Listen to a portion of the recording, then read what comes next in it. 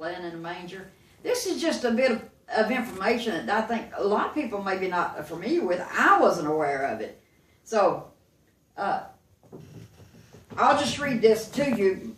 I pulled it off the internet and posted on this, and I'll just go ahead and read it. It says, everyone knows that Jesus was born in a manger.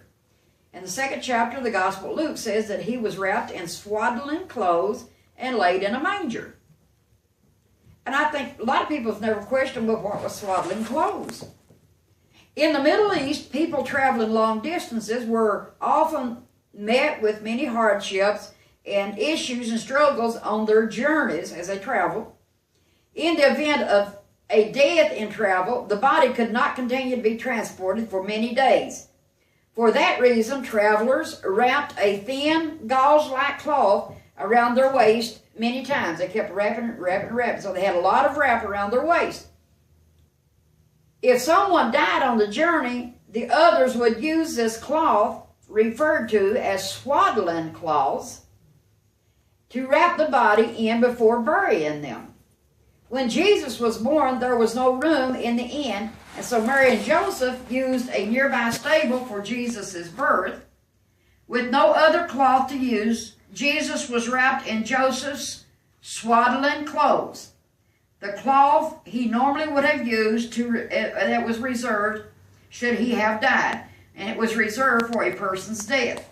The King of Kings and Lord of Lords came into this world in a lowly manger and was wrapped with burial cloth. In truth, he was born to die for the sins of all mankind. When we celebrate Christ's birth this Christmas season, keep in mind that even in birth, he was preparing for death, his ultimate reason for coming to this earth. I just thought that was really unusual. I studied for years and had not come across that piece of information.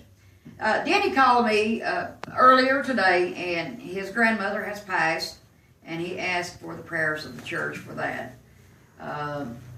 There's several other situations people have contacted me, needed prayer. Wanda is still recuperated, so we'll need to remember her in prayers. I wish I could remember that one that said, please remember us in prayer. And I can't. I should write this down, but I don't. But God knows. God knows. Amen. It doesn't. How is Connie doing? Is she able to? Has she been able to go to work? I think she worked today, but she's not doing good. So let's remember that. Anybody else? If not, then let's stand and ask God's blessing over the singing and over the